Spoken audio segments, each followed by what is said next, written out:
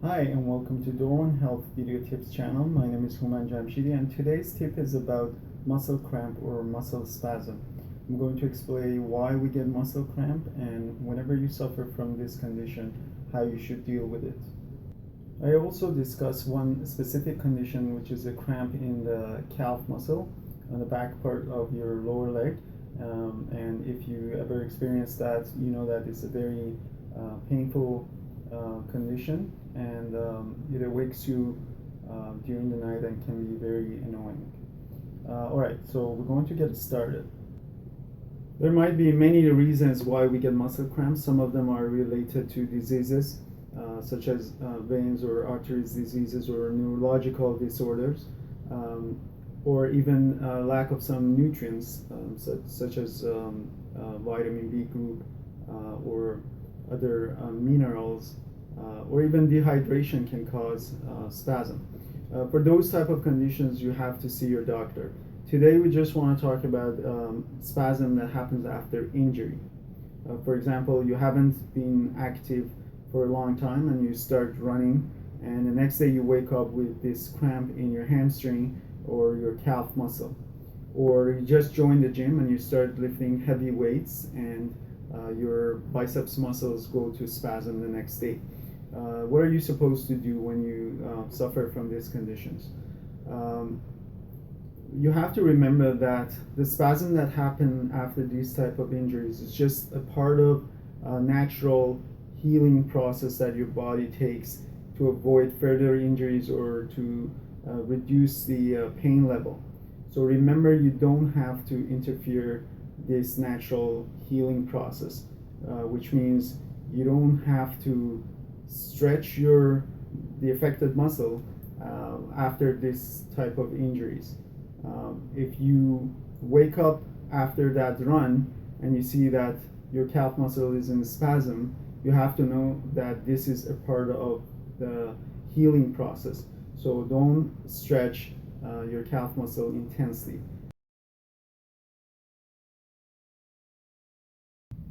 So two things to remember whenever you deal with this type of a spasm. One is to use the cold agent for the first 48 hours. You can use ice pack and put it on the affected muscle and keep it for 5 minutes and do this for 2-3 times a day. And then after that 48 hours, you can keep switching between hot and cold, ice pack and hot towel with a ratio of 3-to-1. So 3 minutes hot towel, 1 minute ice pack, and do this 2 or 3 times a day for the next 2 or 3 days after that acute phase. This is about the hydrotherapy. The other thing that you have to remember is just to work on the opposite side muscles. For example, if your biceps is in spasm, you have to work on triceps, which is the opposite side muscles on the back of your arm. And then you do this against your own resistance. So your biceps is in a spasm, you want to work on your triceps. Your tricep does this movement. So extend the elbow, open up your elbow. So you're going to place this hand under this hand, and you're going to try to push downward to open up the elbow. This way, I'm working on my triceps by creating my own resistance under this hand. This is going to be way better than start stretching the biceps by pushing your hand downward. Remember, these are two different things. Stretching your biceps by going like that, or pushing, right? Or trying to push down your arm against this resistance that you create with this hand and working on triceps.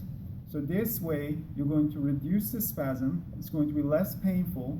And then after that 48 hours, when you reduce the spasm, then you can start stretching your biceps, for example, by opening up your elbow like that, with pushing downward. As another example, spasm in your calf muscle. If your calf muscle is in spasm, right here, instead of stretching your calf muscle by pulling your toes upward like that to stretch this muscle. As I mentioned, you're going to work on the opposite side muscle, which is going to be the anterior tibialis, the muscle here on the front of your lower leg here. And what this muscle does is just to lifting your toes up. So remember, opposite side muscle wants to do the job, and you're going to create resistance. How? I'm going to place my hand against my toes and try to pull my toes upward. This is kind of similar to the stretching your calf, but they're not the same. So this is going to be less painful. This is something that you have to do if the spasm in your calf wakes you up during the night, and that's usually because of the weight of the sheet on the bed, which is going to get your calf into a spasm. So if you wake up like that, with that spasm, don't try to stretch your calf. Instead, place your hand against your toes and try to pull your toes upward to work on the opposite side muscle, which is here. And then after you reduce the spasm, you can start stretching it, not very intensely, as I said, by pulling your toes upward like that. All right, this brings us to the end of this video tip. My name is Human Jamshidi, and please subscribe to our YouTube video tip channel for the latest videos. Thank you.